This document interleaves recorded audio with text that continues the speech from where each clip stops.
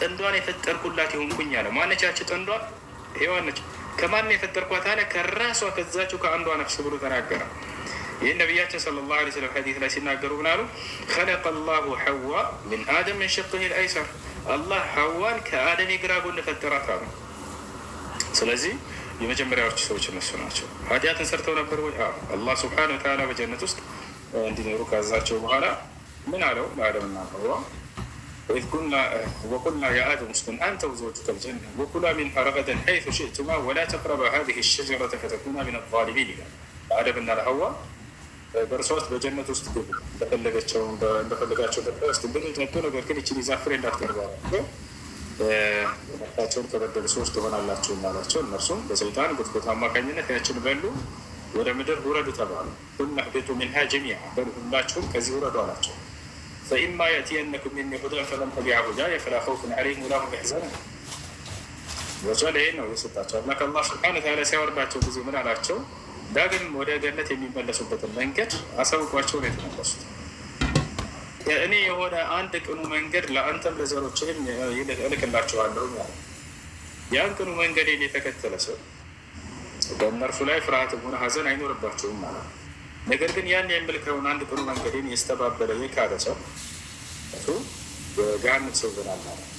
አላህ ይህንንም ቃሉንም ለአደም የገባለትን ፈጸመ። መጀመሪያው ነቢይ አድርጎ አደምን ላከው። ቃል እንደገባው ወለቀድ ዐሂድና ኢላ አደም ሚን ቀብል ይላል። ሙሐመድ ሆይ በእርግጥም ከአንተ በፊት ለመጀመሪያው ሰው ለአዳም ኪዳኔን ሰጥቼዋለሁ።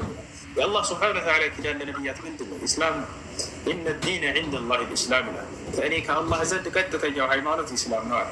እርሱን ለተከተሉ ሰዎች ገነትን እንደሚሰጣቸው ቃል ገባ። አለዚነ አመኑ ቢአያቲና ወካኑ ሙስሊሚን እድኹሉ ልጀና አለ።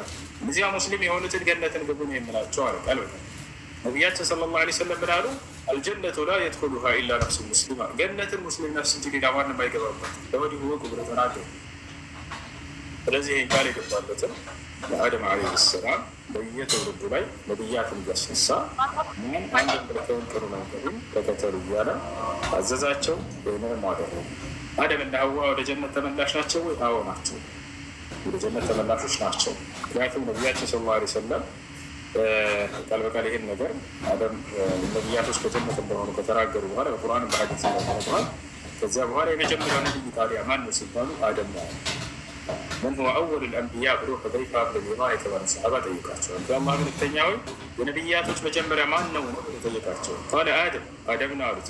هل كان آدم نبيا هو እርሱ ነቢይ ነበረ አላቸው። ቃለ ነዓም ካነ ነቢያን ሙከለማ፣ አሁን እዚያውም አላህ ያለማንም መካከለኛ ያናገረው ነቢይ ነው አሉ።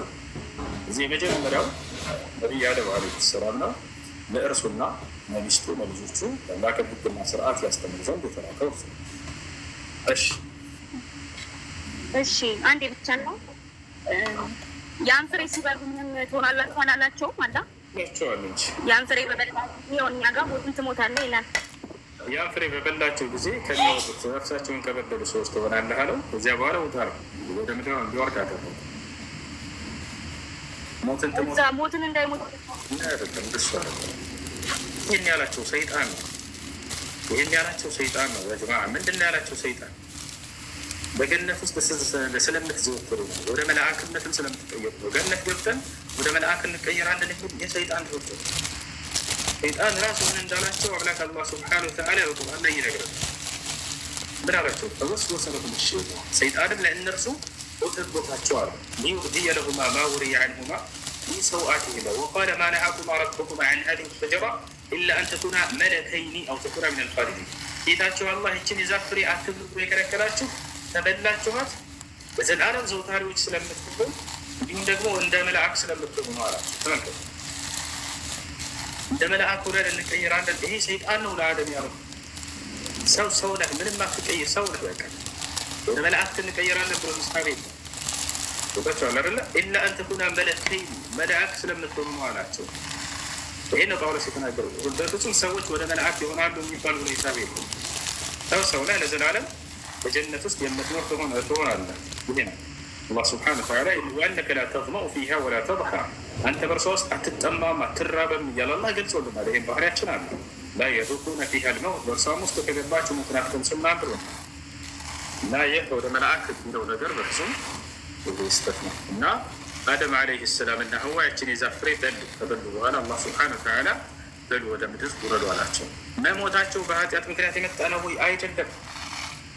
ሞት በኃጢአት ምክንያት የመጣ ፍርድ አይደለም። ፍጡር ነህና ትሞታለህ ነው። አፈር ነህና ወደ አፈር ትመለሳለህ አይደለም።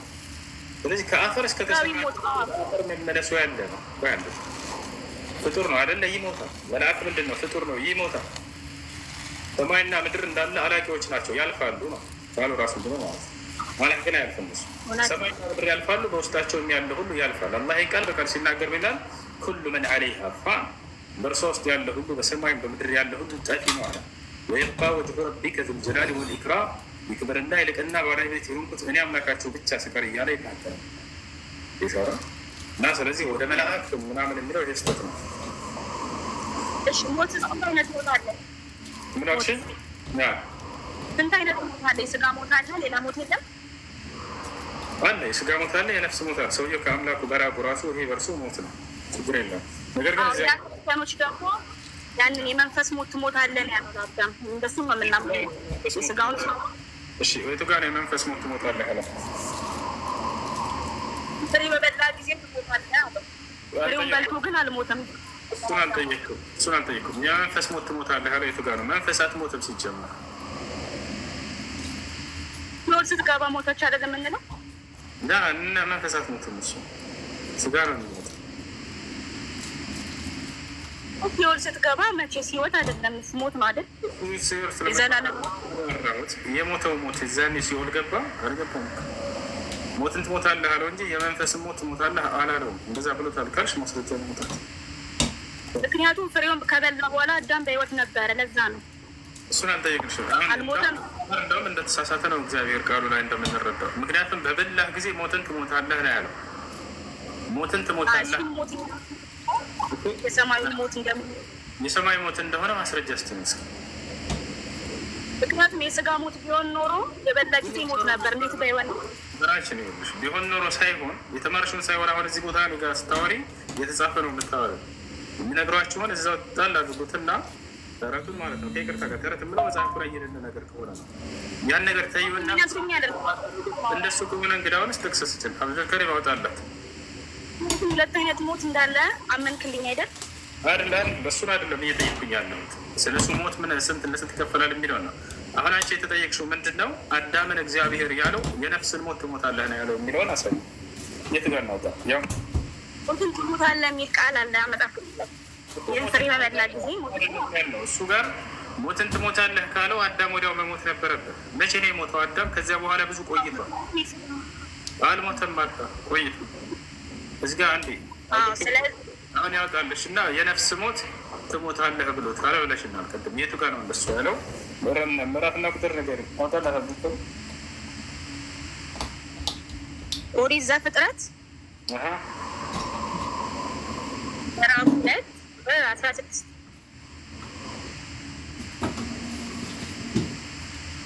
ታየሽ የታለ? አንብቢል። እግዚአብሔር አምላክ ሰው እንዲህ ብሎ አዘዘው፣ ከገነት ዛፍ ሁሉ ትበላለህ፣ ነገር ግን መልካምና ክፉን ከምታውቀው ዛፍ አትብላ፣ ከእርሱ በበላ ጊዜ ሞትን ትሞታለህ። ጨረሽ? ሌላ አለ? ከዛ ደግሞ የቱ ጋር ነው የነፍስ ሞት ትሞታለህ የሚለው? ሞትን ትሞታለህ ነው የሚለው።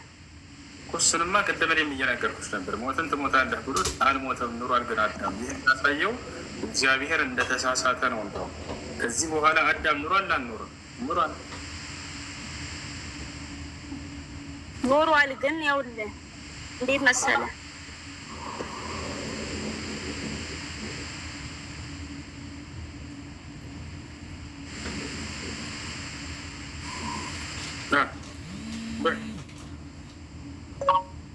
አሁን ኖሯል። ግን ያው እኛ የነፍስ ሞት እንደሞተ የዘላለም ሕይወት እንደሌለው ነው የምናስበው። ኢየሱስ ክርስቶስ ደግሞ ወደዚህ ምድር መጥቶ ሕይወትን ሰጥቶታል፣ የዘላለም ሕይወት። የእናንተ እምነት ነው እሱ። ኢየሱስ ሲጀምር መጥቶ ምድር ላይ አይደል? አዳምጪ። ኢየሱስ ክርስቶስ የሰጠው የዘላለማዊ ሕይወት የሚለው ዘላለማዊ ሕይወት ምን እንደሆነ ራሱ አልተረዳሽም። ዘላለማዊ ሕይወት በኋላ ሰማይ ቤት የምንኖረው ህይወት ማለት ነው አይደለም። የዘላለማዊ ህይወት ማለት ትምህርቱ ነው፣ እውቀት ነው። ዮሐንስ ወንጌል ምዕራፍ 17 ቁጥር 3 ታወጣላት አንድ ጊዜ የዘላለማዊ ህይወት ምን እንደሆነች ኢየሱስ ራሱ ይንገረን እስኪ። ያው ምን ይላል? ቁጥር 3 ላይ ተመልከቺ። እውነተኛ አምላክ ብቻ ይሁን አንተን አለ። አብን ነው አይደል እንደዚህ የሚለው ኢየሱስ። እውነተኛ አምላክ ብቻ ይሁን አንተን ካለ በኋላ የላከውንም ኢየሱስ ክርስቶስን ያውቁ ዘንድ ይህች ነች የዘላለማዊ ህይወት አለ። ያው የዘላለማዊ ህይወት ማለት አንድና ብቸኛ እውነተኛ የሆነውን አምላክ ማወቅና የዚያ የአንዱ አምላክ መልእክተኛ ነው ክርስቶስ ብሎ ማመን፣ ይሄን ማወቅ፣ ይሄ ነው የዘላለማዊ ህይወት። ራስክ መጣክልኛውን ማለት ነው። ስለዚህ ማለት ምንድን ነው? እውቀት ነው አይደለ? እውቀቱ ነው። ቅድም ነቢይ ግን ያልከው አሁን አምላክ መሆኑን እዚህ ያሳያል። የዘላለማዊ ህይወት ማለት እውቀት ነው አይደለም? እሱን እንጨርስ። አንዴ ያው ጠፋ ያው ያሳያል። የዘላለማዊ ህይወት ማለት እውቀት ነው። ይሄን እውቀት የሚል የለም። ያውና ማወቅ ማለት ማወቅ ማለት ያየሽ ታይ እንጂ ይሄን ያውቁ ዘንድ ይችላል። ያው እውቀት የሚል የለም። ያውቁ ዘንድ እያለ ነው። ኢየሱስ ክርስቶስን ያውቁ ዘንድ ስም እኮ አለ እዚህ ጋር ኢየሱስ የሚል ማንን ያውቁ ዘንድ? ኢየሱስ ክርስቶስ አንተ ያታክርሽው እንጂ መጀመሪያውን ዋናውን አንዱን አምላክ ነው እንጂ ክርስቶስ ያስተዋወቀው እውነተኛ አምላክ ብቻ ይሁን ካንተን ያለው ማንን ነው? ኢየሱስ ስለማን ነው? ስለ አንዱ አምላክ። በጣም ጥሩ። ኢየሱስ ክርስቶስ ደግሞ የዛ የአንዱ አምላክ መልእክተኛ ነው አይደለም? መልእክተኛ ነው። ይሄንን ማወቅ ነው የዘላለማዊ ህይወት። በቃ የዘላለማዊ ህይወት ማወቅ ከፈለግሽ፣ ማግኘት ከፈለግሽ ይሄንን ወቅ አንድ አምላክ ብቸኛ እውነተኛ አምላክ አለ። ያም ማን ነው? ክርስቶስን ይላል። ደግሞ መልእክተኛ ነው ኢየሱስ ክርስቶስ ብሎ ማመን፣ ይሄ ደግሞ ይሄ ነው የዘላለማዊ ህይወት። ይሄ እውቀቱ ነው። ይሄን እውቀት ለአዳም ኢየሱስ ሂዶ አሳውቆታል ወይ? ጭራሽ አልተገናኙም። ያው በተላከበት ዘመን ይሄን ሊያስተምር መጣ ኢየሱስ ክርስቶስ። ስለዚህ ይህን ትምህርት የተከተለ ሰው በዘመኑ በእስራኤል ህዝብ ላይ የነበረ ህዝብ ሁሉ የአምላክን አንድነት የመሰከረ፣ ልክ እንዲሁም መሲሆን መልእክተኛ ነው ብሎ የመሰከረ የዘላለማዊ ህይወትን ያገኝ ነበር። ኢየሱስ ክርስቶስ የዘላለማዊ ይሄን ይሰጣል ሲባል ጊዜ ያስተምራል ማለት ነው። የአምላክን አንድነት ማንኛውም የሚያስተምር ሰው የመልእክተኞችን መልእክተኛነት የሚያስተምር የዘላለማዊ ህይወት ይሰጣል። እኔ የሰጠው ነው የዘላለማዊ ህይወት። ምን ትያለሽ? የአምላክን አንድነት አስተምራለሁ ልክ ክርስቶስ ባለው መሰረት ማለት ነው። የመልእክተኞችን መልእክተኛነት አስተምራለሁ። ይሄን አምኖ የተቀበለ የዘላለማዊ ህይወት ያገኛል። ይሄን ነው ክርስቶስ ያስተማረው። ክርስቶስን ያወቁ ይቻለን የዘላለም በትለና ኢየሱስ የመጣበት ዓለምን ሊያድን ነው። በአዳም ኃጢአት ምክንያት የሞተውን ዓለም። በጣም ጥሩ። አሁን ደግሞ በአዳም ኃጢአት የሞተውን ዓለም አላለም ኢየሱስ ክርስቶስ። የአዳምን ስም አንዲት ቦታ ላይ አላም። አሁን ደግሞ መድኃኒት ወደሚለው እናውራ አይደለ? ችግር የለውም አብሽር። መድኃኒት ወደሚለው እናውራ። ዓለምን ሊያድን መጥቷል ይላል ኢየሱስ ክርስቶስ። እዚህ ጋር ደግሞ ዓለምን ሊያድን ዓለም የሚለው ብቻ ስማ ክርስቶስ ዓለምን መጣ ይላል እግዚአብሔር ልኮት። እዚህ ጋር ደግሞ ምን ይላል? ዓለምን ሊያድን ኢየሱስ ክርስቶስን ያወቁ ጊዜ የዘላለም ሕይወት ይኖራቸዋል ይላል። ተገጣጠመ እኮ እራሱ። ኧረ እባክሽን አሁን ኢየሱስ ክርስቶስን ያወቁ ለምን የአንዱን አምላክ ማንነት ለምን ማውራት አትፈልጉ? እሱን አልፈሽ የኢየሱስ ክርስቶስ እንደመጣ ወደሚለው ሄድሽ። አንዱን አምላክ ለምን እሱን ማወቅ አትፈልጉ? ክርስቶስ እየተናገረ ቀስ በይ ክርስቶስ አንድ ረጋ በይ አንድና ብቸኛ እውነተኛ ሆን ከአምላክ እያለ እዚህ ጋር ስለ አምላኩ ተናግሮ ይሄንን ተውሸውና ክርስቶስ እንደተላከ ያመናልሽ እና ያ ጀማ በደምብ ወደ ራስ አስተመናሽ። ክርስቶስ ሊያስተዋውቅ የመጣው ስለ አምላኩ ነው በዋንነት። እርሱን መልእክተኛነት ቀጣይ ላይ ነው የምታገኙት። መጀመሪያ ምን አለ? አንድና እውነተኛ አምላክ ብቻ ይሁን ካንተን ብሎ ስለ አምላኩ መሰከረ። የላከውንም ማለት በሁለተኛ ደረጃ ላይ ኢየሱስ ክርስቶስን ያውቁ ዘንድ ይችልች ይዝላል ማለት ነው። አሁንም ይህን ቃል ብትሉ ዛሬ ላይ በቃ ይሄ ነው የሚያፈልገው። አንድና ብቸኛ እውነተኛ አምላክ አለ። የአብርሃምም የይስሐቅ የያዕቆብም የክርስቶስ የሁላቸውም አምላክ። እነዚያ ደግሞ ያ ደግሞ አንድ አምላክ እንደዚህም መልእክተኛ ክርስቶስንም ጭምር የላከ ይሆናል። ያንን አንድ አምላክ ማወቅ ነው። ይሄን ነው የዘላለማዊ ሕይወት የሚያስገኘው። ይሄ ነው አለ። ይሄ ነው አሁን መድኃኒት ስለሚለው እንምጣ። ወደ ዓለም ተልኳል ወደሚለው እንምጣ። ማስረዳሽ ወደ ዓለም ተልኳል፣ ዓለም ሊያድን መጥቷል ይላል። በጣም ጥሩ። ዓለም ሲል ምን ማለት ነው? አንደኛ ጥቅል የሆነ ዓለማዊ አለ፣ የተገደበ ዓለም አለ። ክርስቶስ የትኛውን አስቦበት ነው? የተገደበ ዓለም ነው ገድቦታል ወይስ አልገደበውም? ክርስቶስ ዓለም ሲል የትኛውን የዓለም ክፍል ነው? አጠቃላይ ዓለምን ከሆነ ተሳስቶ እንደዛ አይደለም። ኢየሱስ ክርስቶስ ዓለም ሲል ጊዜ የአይሁድን ህዝብ እስራኤልን ህዝብ ለማለት ነው። ማስረጃ ልስጥሽ? አይ እኔም ደግሞ የምልህ እኔም እኮ ማስረጃ አለኝ። ይኸውልህ ዓለምን የሚለው እግዚአብሔር በሰራ ጊዜ ያንን ሊያድን የመጣው አዳምን ኃጢአት ሊያድን እዚህ ምድር ላይ መጥቷል፣ ሰው ሆኖ ማለት ነው። እሺ ጨረሽ?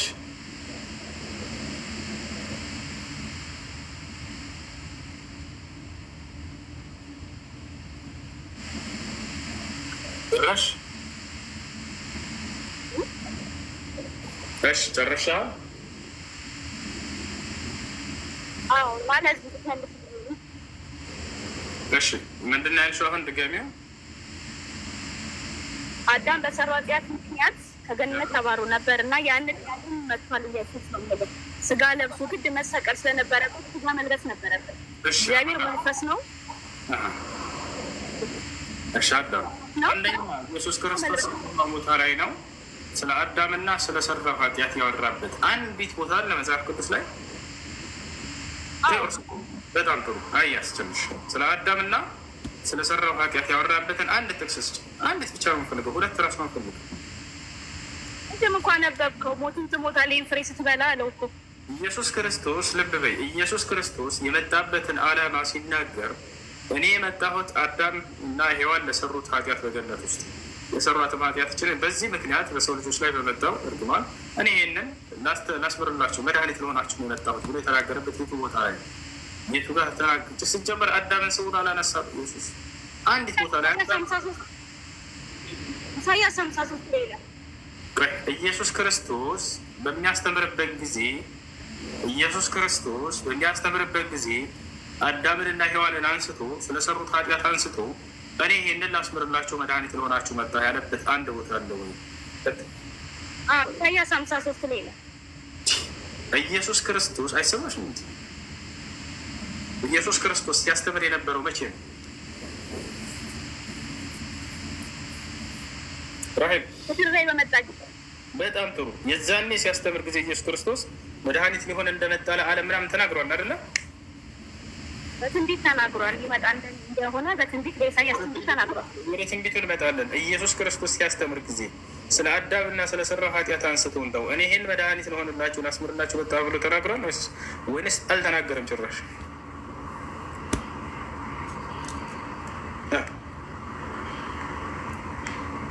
ራሄል ሄሎ ሄሎ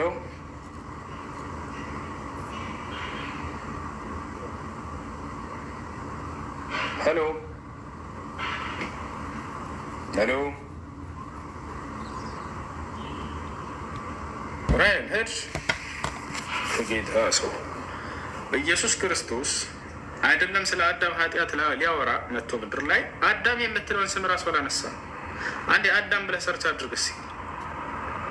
አዳም ብለህ ሰርች አድርግና ኢየሱስ ክርስቶስ ያስተምር በነበረበት ጊዜ ማርቆስ ወንጌል፣ ሉቃስ ወንጌል፣ ዮሐንስ ወንጌል፣ ማቴዎስ ወንጌል ላይ ፈልገው አዳም የሚል ስም ካገኛችሁ ጭራሽ አታገኙም። ጤና አዳም የሚል አለ። ጤና አዳም የሚል አለ። ተመልከት፣ ወደ ላይ ሂድ ከአራት ወንጌላቶች ፈልገው እስኪ። ያውና ይላል ኢየሱስ ክርስቶስ አዳም የሚል ቃል ተናግሯል አንዲት ቦታ ላይ። ያውና ጤና አዳም የሚል ጤና አዳም የሚል ይታያችኋል። ያ እዛ ጋር እየተናገረ ያለው ማን ነው? የኢየሱስ ክርስቶስን የዘር ሐረግ ሲናገር ሉቃስ ያውና የሳሙኤል ልጅ፣ የቃይናን ልጅ፣ የዮናስ ልጅ፣ የሴት ልጅ፣ የአዳም ልጅ፣ የእግዚአብሔር ልጅ እያለ ማን ያወራል? ሉቃስ። ኢየሱስ ክርስቶስ አንዲት ቦታ አዳም ያለበት ቦታ ለቀጣይ እንሄድ ሉቃስም ላይ ነገር ግን እናንተ ፈሪሳውያን ከአዝሙድ ከጤና አዳም እያለ ከአዝሙድ ከጤና አዳም ብሎ ተናግሯል። ያው ሌላስ አለቀ በቃ። የሐዋርያት ሥራ ይላል እንደገና ኢየሱስ ክርስቶስ አዳም የምትለውን ስም አላነሳም። አዳም የሰራትን ኃጢአትንም አላነሳም። የዛፏን ፍሬ በልተው ምናምን ኧረ በፍጹም አላነሳትም። በዚያ ምክንያት የመጣውን ወንጀል እኔ ላስምር መጥቻለሁ ብሎ ሂሳብ የለም። ጭራሽ አዳምን አላነሳም፣ ኃጢአቱንም አላነሳም። እዛቻለ አ ይሄ ነው። እሺ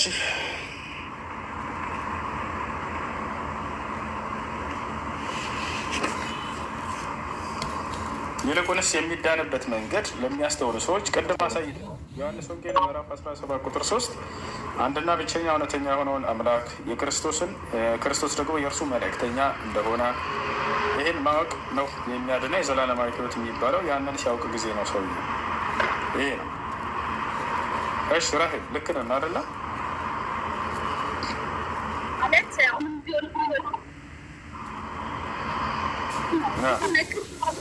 ኦፕን አይደለም ለመስማት እና ለምንድን ነው እንደዚህ ነገር ራስሽ ወርደሽ ለመስማት ማለት አውሪ በቃ ያው ዝም ብለናል። ቀጥል አብሽር። እንደተረገመ እዚህ ጋር ደግሞ ዓለምን ሊያድን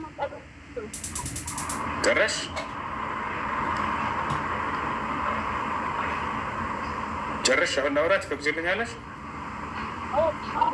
እሺ ጥሩ። ጥያቄው ምን ነበር? ኢየሱስ ክርስቶስ ለምን እንዳልመጣ ተናግሯል ብለሽ ነበር። ኢየሱስ ክርስቶስ አዳምን ስሙን አንስቷል አላነሳም? ለሚያስተውሉት ሰዎች ላይ ይባላል ሮሚያ በአዳም ኃጢአት ምክንያት እንደመጣ አልጠየኩሽም። ጳውሎስ ምን አላልኩም? ኢየሱስ ክርስቶስ የአዳምን ስም አንስቷል አላነሳም? መልሽ። እኛ የምናምነው ዓለም በአዳም ምክንያት እንትን እንዳለች ነው። ገነት እንደማንገባ ምን ታምናላቸው ብዬ ስጠይቅ ትነግርኛለሽ። ኢየሱስ ክርስቶስ ግልጽ ነው ጥያቄ። አዳምን ስሙን አንስቷል ወይ? የትኛውን ዓለም ሊያድን የሚመጣው ኢየሱስ ክርስቶስ የአዳምን ስም አንስቷል ወይ? ማስረጃ ሰዎች ሮሜ ማን እየተናገረ ያለ? ኢየሱስ ክርስቶስ አዳም ብሎ አንስቷል። አንብብልን በቃ ያወጣልሻል፣ ችግር የለውም። ኢየሱስ ክርስቶስ አዳም ብሎ አንስቷል ወይ? አንድ ሰው ይላል በአንድ ሰው ምክንያት ኃጢአት ገብቷል ይላል። በአዳም ምክንያት ማነው ይሄን እያለ ያለው? ኢየሱስ ነው። ለምን ተዋሻለሽ? እግዚአብሔር ነው። የት በማስረጃ አሳይን፣ ችግር የለውም። እግዚአብሔር አለ የሚለውን አሳይን። ያው ትልቁ ላይ አድርገሽ ነው አድርገሽ አውጪ። ጳውሎስ ናትም እንደ ለምን ታፍሪበት ብለሽ በኢየሱስ ነው የሚለውን አሳይን። ትልቁ ላይ አድርገሻል። በይ አይ ትንሹ ላይ አድርገኝና አነብልሃለሁ። ልፈልጌ ነው። ችግር የለውም። አውጪና አሳይን። ኢየሱስ አለ የሚለውን አሳይን። ችግር የለውም። አንተ ጋር ባይብል አለ አይደለ? መውጣት ትችላለህ እኮ የለው እኛ ጋር እንደሌለ እየነገርሽ እኮ ነው። ውሸትሽን ለምን ታሻለሽ? ታውቂያለሽ ውሸትሽን እንደሆነ በፍጹም በፍጹም እንደሆነ የሚናገር አውጣላት። አንድ ጊዜ ሮሜ 5:12 ነበር ላውጣላት።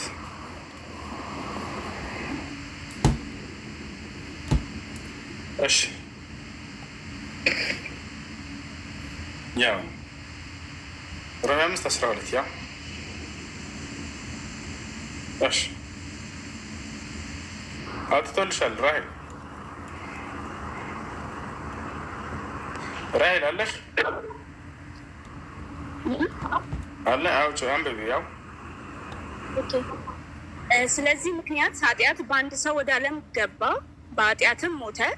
እንዲሁም ሁሉ ኃጢአትን ስለደረጉ ሞት ለሰው ሁሉ ደረሰ ይለናል። ዓለም ደግሞ ማነው ተናጋሪው?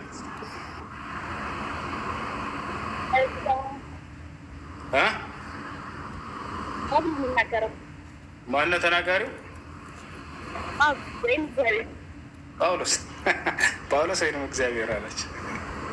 ያው ጳውሎስ ሮሜ አንድ ላይ ተመልከችው። ጳውሎስ እኔ የራሴ ነኝ እያለ እየተናገረ ያው አሁን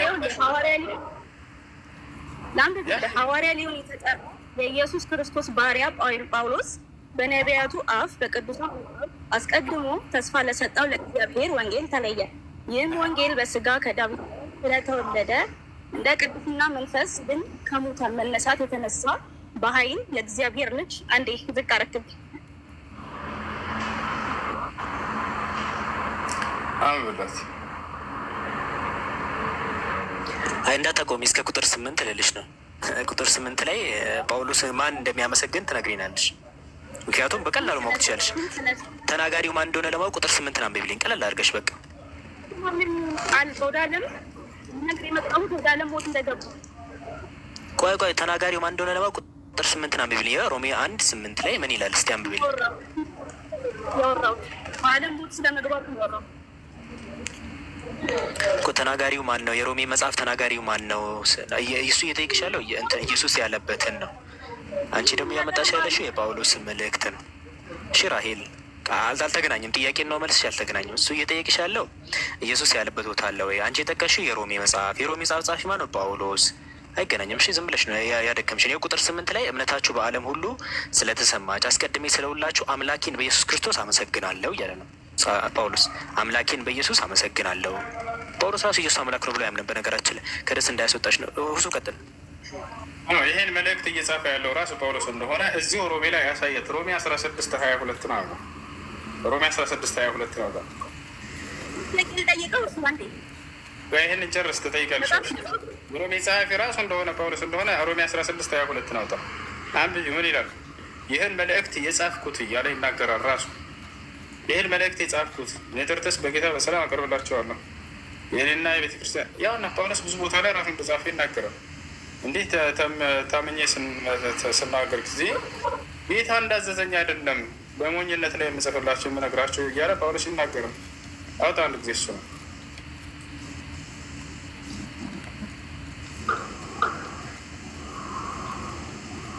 ጳውሎስ ይናገራል።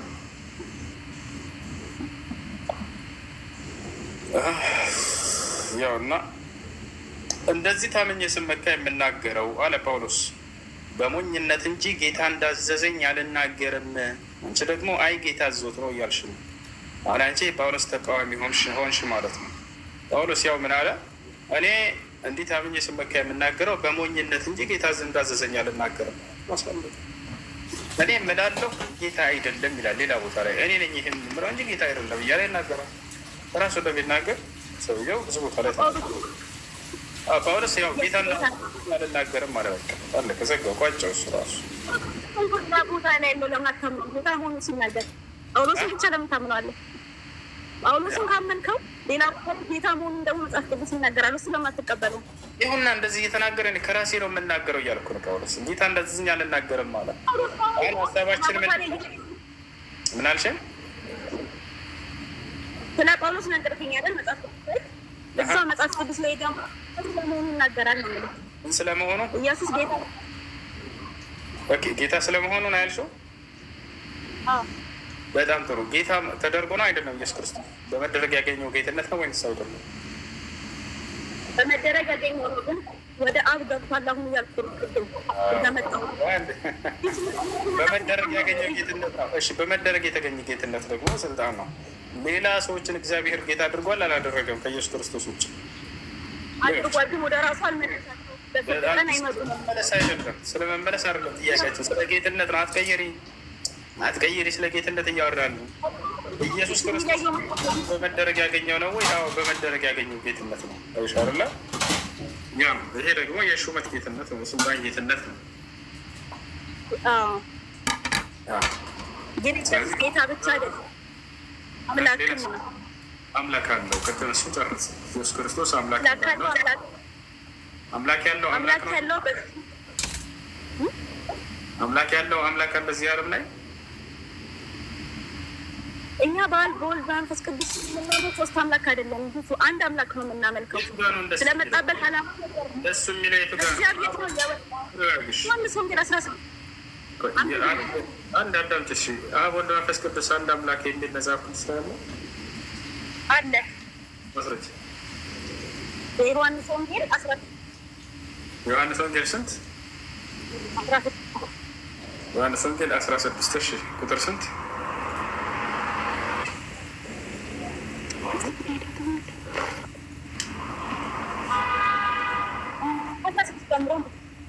16 እሺ። አብ ወልድ መንፈስ ቅዱስ አንድ አምላክ የሚል ጥቅስ አለ ያለች የቱ ጋር ነው ያለው? ዮሐንስ ወንጌል ምዕራፍ 16 ቁጥር ስንት?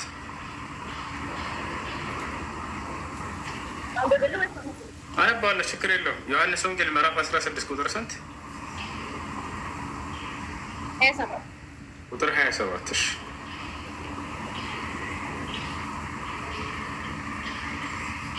አብ ወልድ መንፈስ ቅዱስ አንድ አምላክ የሚል አለ ብለሽናል። አንድ ቤት ልንስከ የቱ ጋር ነው?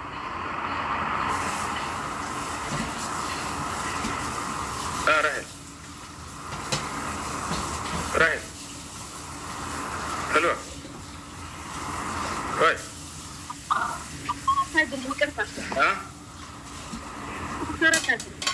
ራት ላድርግልሽ? እሺ 14 ነው ያልሽው? እሺ ያ 14 ቁጥር ስንት?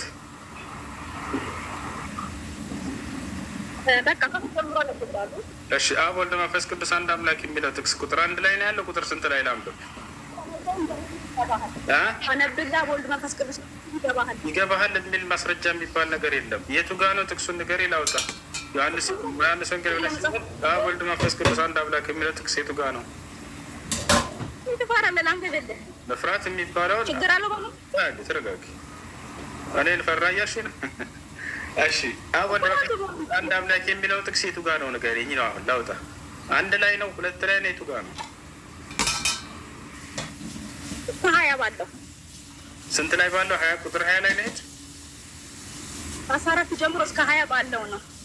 አብ ወልድ መንፈስ ቅዱስ የለም ወገናችን፣ የሌለ ነገር ለምን ታደክሚናለሽ? ካለ ንገሪኝና ቁጥሩ ላይ ላውጣው። አብ ወልድ መንፈስ ቅዱስ የሚለው ቁጥር ስንት ላይ ነው? አንድ አምላክ የሚለው በደንብ እየተረዳሁት ነው። ሀሳብ ካለ መቀበል ነው። በደንብ ያለ ጎበዝ አንብቢ፣ ችግር የለም። ያለ ቀጥይ፣ ችግር የለውም።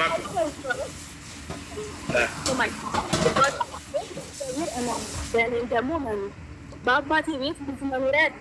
እንዲህ ባይሆንስ ባልኳችሁ ነበር። ነው አዘጋጅላችሁ ዘንድ እሄዳለሁ። ሄጄም ስፍራ ባዘጋጀላችሁ ባለሁበት እናንተ ደግሞ እንድትሆኑ ሁለተኛ እመጣለሁ፣ ወደ እኔም እወስዳችኋለሁ። ወደሚሄድበት ታውቃላችሁ፣ መንገዱን ታውቃላችሁ። ቶማስም ጌታ ሆይ ወደሚሄድበት አናውቅም፣ እንዴትስ መንገዱን እናውቃለን አለ።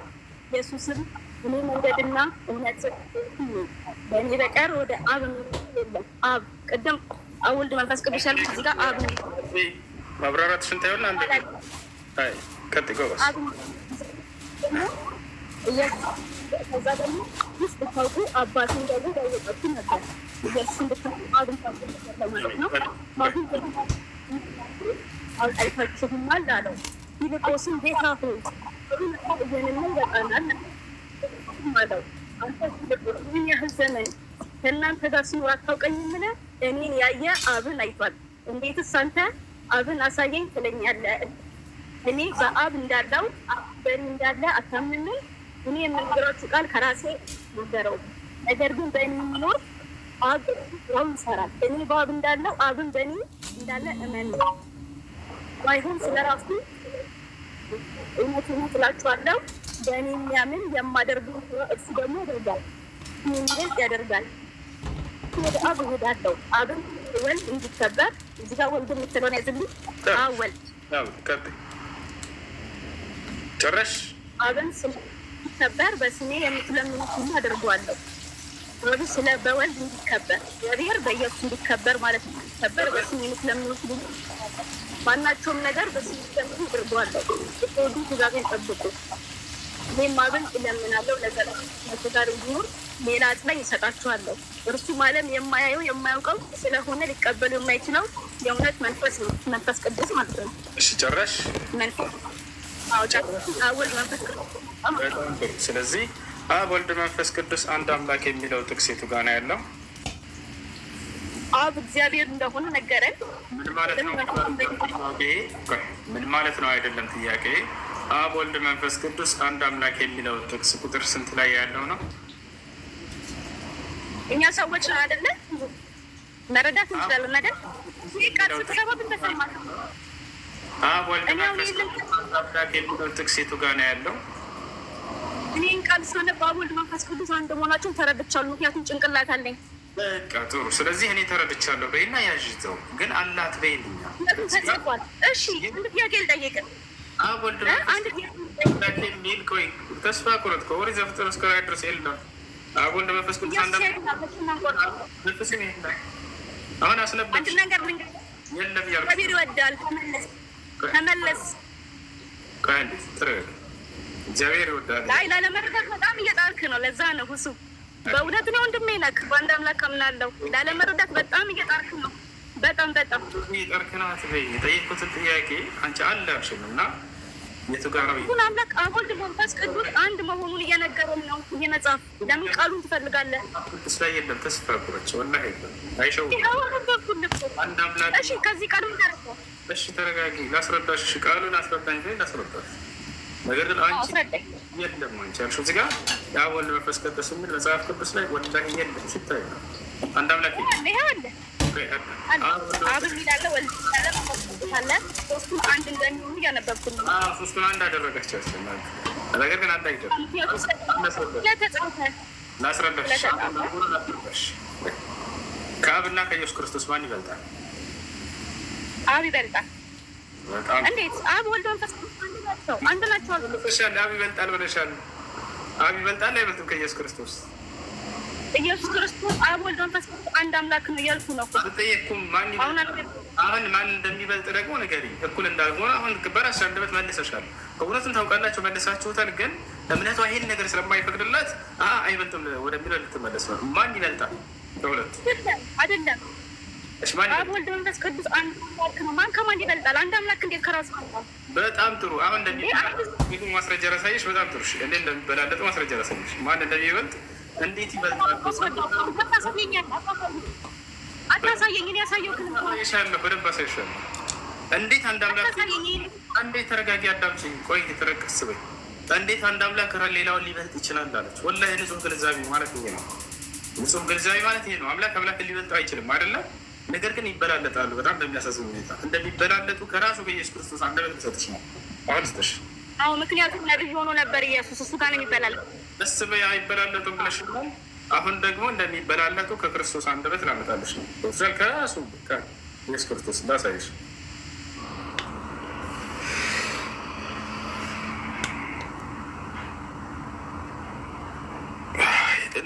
እዛው እንደውም ቅድም ያመጣሽው ጥቅስ ላይ እዚያው ላይ ነው ላሳይሽ። እዚያው የትም ቦታ ሳ ሚዲያ ዮሐንስ 14 ነበር አለ ስታስነብብ እንዲ የነበረው እዚህ ጋር አንብቤ። ይሄ ጥቅስ ምን ይላል? ራሄል አለሽ? ራሄል ራሄል ራሄል ሜትሽን አንሺው። እሺ ይሰማኛል። ቃሉ እኔም እሄዳለሁ ወደ እናንተም እመጣለሁ እንዳልኳችሁ ሰማችሁ። የምትወደኝ ቢሆን ከእኔ አብ ይበልጣልና ወደ አብ በመሄዴ ደስ ይበላችሁ። እሄዳለሁ የሚለው እዚህ ላይ ስጋ ነን። ይኸውልህ እሄዳለሁ የሚለው እዚህ ጋር ምራስ ልክ ነኝ እኮ። እሄዳለሁ የሚለው ወዴት ነው? ማን ይበልጣል? እሄዳለሁ የሚለው ወዴት ነው? መልስልኝ። ማን ይበልጣል? እሄዳለሁ የሚለው ወዴት ነው? ይመልስልኝ መጀመሪያ። ማን ይበልጣል? ያወጣኸው ራስህ ነህ። እሱን ከተረዳኸው ወዴት ነው የሚሄደው ነው ችግር። ወደ እሱ እንመጣለን። እሄዳለሁ ያለው አትደረቢ፣ ቀስ በይ። እኔ ሀሳብ ተነስቶ አይበላለጡም። እንዴት አንዱ አምላክ ሌላውን ይበልጣል ብለሽ ነበር አይደለ? በጣም ጥሩ ሀሳብ ነው፣ የሆነ ግንዛቤ ነው አልኩኝ እና እንዴት ይበላለጣሉ የሚለውን እኔ በማስረጃ ሳየት ማን ይበልጣል ከኢየሱስ እና ከአብ?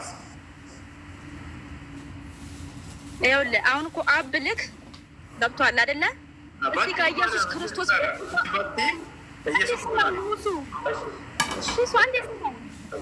ስጋ ይኸውልህ እሄዳለሁ ይላል። ወዴት ነው የሚሄደው? ኢየሱስ ክርስቶስ መንፈስ ለብሶ ስጋ ለብሶ መጥቷል አይደለ? በዛን ጊዜ አምላክ አለው ኢየሱስ። መልሶ ግን ወደ አብ ሄዷል። ሲሄድ ግን እኩል ናቸው ነው የምልህ። ምድር ላይ ግን ሲኖር ሰው ሆኖ ስለመጣ አምላክ አለው። ከሄደ በኋላ ግን ወደ አብ ተቀላቅሏል። በሄደም ሰማይም ላይ ሆኖ ሰው ነው። ማስረጃ ርስትሽ አሁን እኮ ማስረጃ ሰጠውክ እንዳልሆነ አሁን የነበርኩ ሁሉ እሱን ያሳያል። አሁን ላሳየሽ በሰማይም ሆኖ ሰው እንደሆነ ከራሱ አንደበት ልስትሽ። አታሳየኝ። ምክንያቱም ምን ያሳየውክን እመን መጀመሪያ። ወደ አብ ሄጃለሁ ይላል። መሄዱን እኮ እኛ ማለት አይደለም እኮ ሄዷል እኮ እዛ ሄዶ ግን ሰው አይደለም አልሽ። ምድር ላይ ስለሆነ ነው ይሄን አይደለም። እዚህም ሆኖ እዚያም ሆኖ ሰው ማስረጃ ልስትሽ ወይ ከራስሽ መጽሐፍ ከራሱ አንደበት አይደለም። አዎ እሺ ስጠኝ። በጣም ጥሩ። ስለዚህ እንደሚበልጠው አመንሽ አይደለ? አላመንኩም።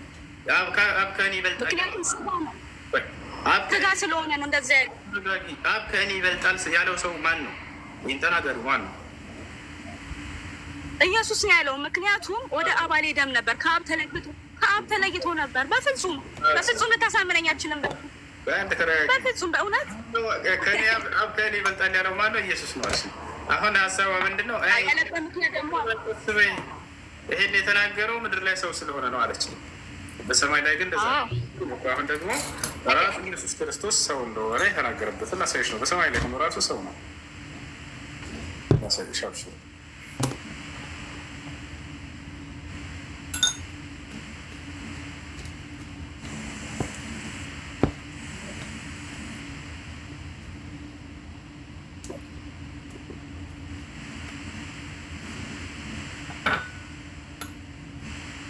መጽሐፍ ቅዱስ ይዘሻል?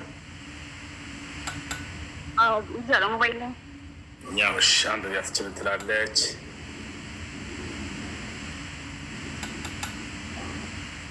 አንብብ፣ ድምፅሽን ከፍ አድርገሽ። ሰማይ ከወረደ በቀር ወደ ሰማይ የወጣ ማንም የለም፣ እሱም በሰማይ የሚኖረው የሰው ልጅ ኢየሱስ የሚል ቃል አለ። ቆይ እንዴ፣ በሰማይ የሚኖረው የሰው ልጅ ነው የተባለው ማን ነው? የሰው ልጅ ማን ነው?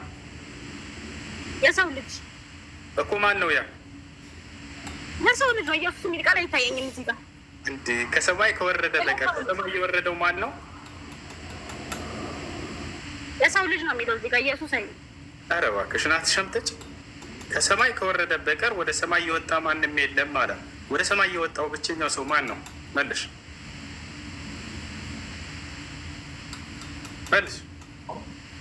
ያውጣክልኝ ማስረጃ ልክ አይደለም እያልኩህ ነው። ማን ነው ይሄ ሰውዬ? ማን ነው ወደ ሰማይ የወጣው? ከሰማይ ወርዶ ወደ ሰማይ የወጣው ማን ነው?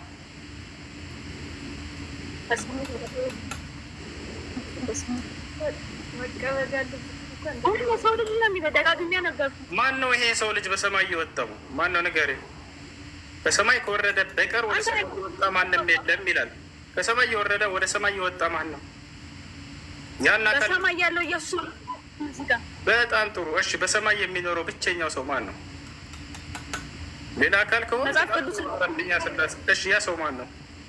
ያ ክርስቲያኖች ኮሜንት ላይ ኢየሱስ መሆኑ ግልጽ ነው። ከሰማይ ከወረደ በቀር ከሰማይ ከወረደ በቀር ወደ ሰማይ የወጣ ማንም የለም፣ እርሱም በሰማይ የሚኖረው አምላክ ነው። ላላላ የሰው ልጅ ነው። አይደለም አምላክ ነው። አይደለም አምላክ ነው አይደለም እያልኩሽ እኮ ነው። እኔም እያስረዳሁሽ ነው። አምላክ አይደለም እዚያ ነው መልእክቴ። እርሱም በሰማይ የሚኖረው የሰው ልጅ ነው አለ። ስለዚህ በሰማይም ሆኖ ሰው የሰው ልጅ ነው ኢየሱስ ክርስቶስ። ይሄን ይመስላል። ኢየሱስ ነው አይደለም? እሺ በሰማይ የሚኖረው ሰው ማን ነው? እሺ ከሰማይ የወረደው ወደ ሰማይ የወጣው ማን ነው? ከሰማይ የወረደው ወደ ሰማይ የወጣው ሰው ማን ነው? ኢየሱስ ነው። አሁን ያሳየኝ ጥቅስ ግን ኢየሱስ የሚል ቃል የለውም። በጣም ጥሩ። ስለዚህ ከሰማይ የወረደው ወደ ሰማይ የወጣው ማን ነው አልኳት። ኢየሱስ ነው አለች። ኢየሱስ አሁን ያወጣው ቃል ላይ ግን ኢየሱስ የሚል ቃል የለም። እና የሰው ልጅ እሱ ነው አልሽን እኮ። ማን ነው ወደ ሰማይ ከሰማይ የወረደው ወደ ሰማይ የወጣው ማን ነው አልኩት። ኢየሱስ ነው አልሽን። ኢየሱስ ነው አሁን ያወጣው ጥቅስ ግን እሱን አይወክልም። እና ማን ነው ወደ ሰማይ የወጣው? ንገሪኝ። ችግር የለም። ማን ነው ያ ሰው? አንተ አሳየኝ። ላሳየሽ ያልኩህ እኮ አንተ ነህ። ያ ሰው ማን ነው? ወደ ሰማይ የወጣ አካል እንዳለ ይነግረናል። ኢየሱስ ወረዳለ ወደ ሰማይ ወጥቶ ሆኖ የሚል ቃል አሳየኝ። በጣም ጥሩ። ስለዚህ በሰማይ የወረደ በሰማይ የወጣው ኢየሱስ ክርስቶስ ነው። አሁን ደግሞ የሚል ቃል አሳየኝ። የሚል ቃል አሳየኝ። ሌላም ልጨምርልሽ፣ ችግር የለውም። ጴጥሮስ